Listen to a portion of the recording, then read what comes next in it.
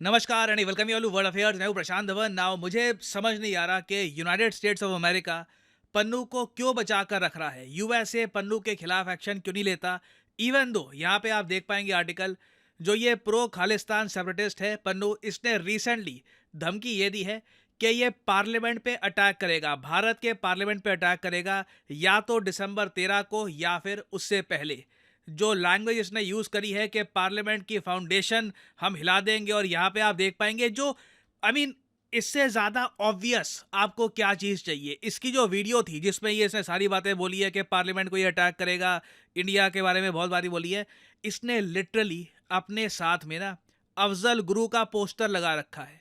अफजल गुरु जैसे आप लोग जानते होंगे 2001 में, साल 2001 में भारत के पार्लियामेंट में जो आतंकवादी हमला हुआ था उसका मेन प्लानर था अफजल गुरु। इसके बारे में थोड़ा सा आपको बता देता हूं, उसके बाद आप समझ पाओगे कि ये थ्रेट कितना बड़ा है। और ये शॉकिंग बात है कि यूएसए ये सब अलाउ कर रहा है। एक्चुअली जो रीसेंट इवेंट्स हुए हैं उससे तो ये भी पता लग रहा है कि चाहे एफबीआई हो या फिर डीईए हो, ये काफ़ी हद तक पन्नू को बचा कर रख रहे हैं इन यूएस। ओके, सो साल 2001 ये बहुत ही ज़्यादा इंपॉर्टेंट है। साल 2001 में क्या होता है कि भारत के पार्लियामेंट में एक डेडलॉक चल रहा था। मतलब नेता आपस में लड़ रहे थे, तुम ये गलत हो, ये पॉलिसी ठीक है, जैसे नेता आपस में डिबेट करते हैं पार्लियामेंट में। इसी दौरान न्यूज़ आती है कि पार्लियामेंट में गोलियां चल रही है, आतंकवादी आ चुके हैं पार्लियामेंट के अंदर। वो लोग लिटरली पार्लियामेंट बिल्डिंग के अंदर जाने वाले थे, मगर तभी बहुत ज़्यादा ब्रेव सिक्योरिटी गार्ड्स थे जिन्होंने भारत की डेमोक्रेसी को बचाया। भारत के पार्लियामेंट में जो लोगों के रिप्रेजेंटेटिव्स थे उनको बचा लिया। नहीं तो जो सीन सामने आते ना कि इंडिया के पार्लियामेंट में आतंकवादी घुस गए, गोलियां चला दी, बाय गॉड, आई मीन इससे इंडिया पाकिस्तान के बीच में वॉर हो सकती थी। आई मीन लिटरली मैं आपको बताऊं, इस अटैक के बाद ना इंडियन गवर्नमेंट इतना ज़्यादा शॉक्ड थी कि 2001 से लेकर 2002 तक इंडिया पाकिस्तान स्टैंड ऑफ चला था। दोनों कंट्रीज की आर्मी बिल्कुल बॉर्डर पे डिप्लॉय हो गई थी। इंडिया रेडी था कुछ करने को, बट लास्ट मोमेंट पर कुछ किया नहीं, पीछे हट गए हम लोग। आप इमेजिन कर सकते हैं, हमारे पार्लियामेंट पे अटैक हुआ था।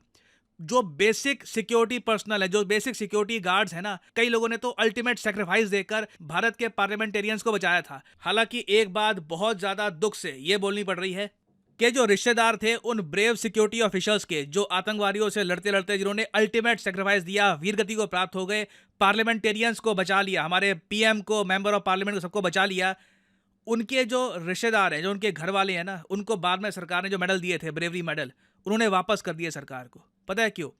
ये लोग तंग आ गए थे कि अफजल गुरु जो मेन कॉन्स्पिरेटर था, जो मेन प्लानर था इस अटैक का, उसको फांसी नहीं दी जा रही थी। अफजल गुरु की फांसी का एक बहुत ही कॉम्प्लिकेटेड सीन है। इसकी फांसी को लेकर बहुत ज़्यादा डिमांड करी गई। जो फैमिलीज थी, इन्होंने प्रोटेस्ट किया।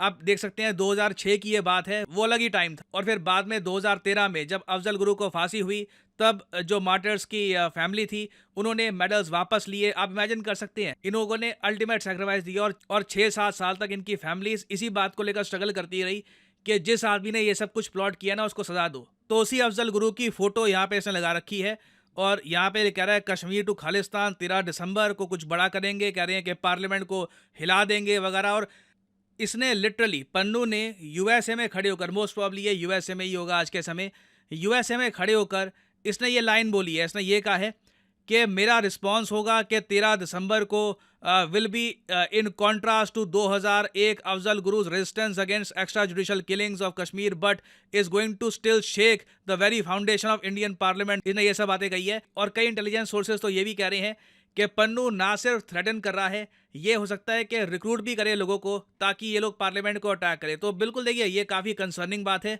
और दिल्ली पुलिस इस वक्त हाई अलर्ट पे है, क्योंकि 2001 में पार्लियामेंट पे अटैक हो चुका है।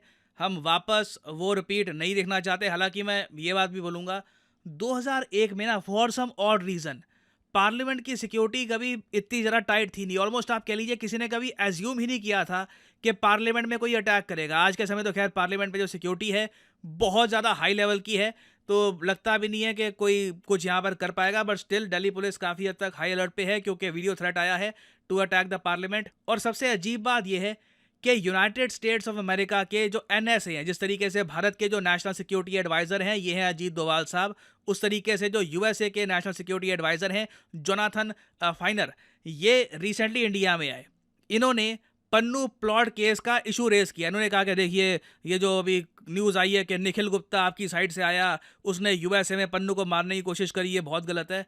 इट्स स्ट्रेंज कि यूएस इस इशू को इतना ज़्यादा रेज कर रहा है, स्पेशली जब पन्नू ओपनली इंडिया को धमकी दे रहा है, इंडिया के पार्लियामेंटेरियंस को धमकी दे रहा है। इससे पहले आपको याद होगा, इंडियन डिप्लोमेट जो हैं कनाडा में, उनको मारने की भी ये बात कर रहा था। तो इट्स वेरी शॉकिंग और सैड कि यूएस आज के समय ये पॉलिसीज यूज़ कर रहा है। ऑब्वियसली देखिए, मैं अभी भी मानता हूँ इंडिया यूएस के ग्रैंड रिलेशंस पर इसका कुछ इम्पैक्ट नहीं होगा, क्योंकि इंडिया यूएस रिलेशंस बहुत इंपॉर्टेंट है।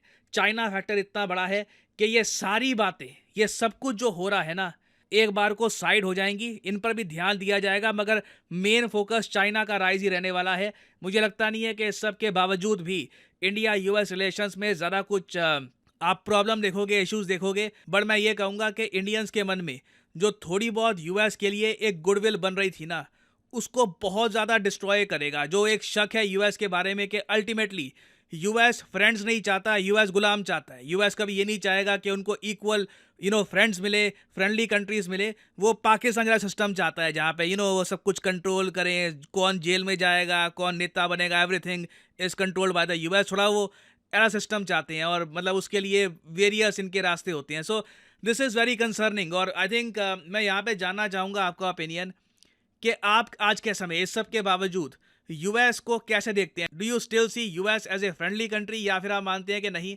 US is not a friend of India? लिखिएगा इसके बारे में कमेंट सेक्शन में, मैं जानना चाहूंगा आपका ओपिनियन। और फाइनली यहाँ पे मैं आपसे क्वेश्चन ही पूछूंगा। क्वेश्चन यहाँ पर यह है कि इनमें से कौन सा एक सेशन नहीं है लोकसभा का? सिंस हम पार्लियामेंट की ही बात कर रहे हैं, तो क्वेश्चन यहाँ पर यह है कि इनमें से कौन सा एक सेशन नहीं होता of the parliament? Budget session, monsoon session, summer session, या फिर विंटर सेशन? कमेंट सेक्शन में करिए उत्तर। जो लोग सही आंसर करेंगे, कोशिश करूंगा कि उनकी कमेंट को मैं हार्ट दे दूं, ताकि बाकी लोग समझ पाएं कि सही उत्तर क्या है। और अनअकैडमी के देखिए ऑफर चल रहे हैं आज के समय।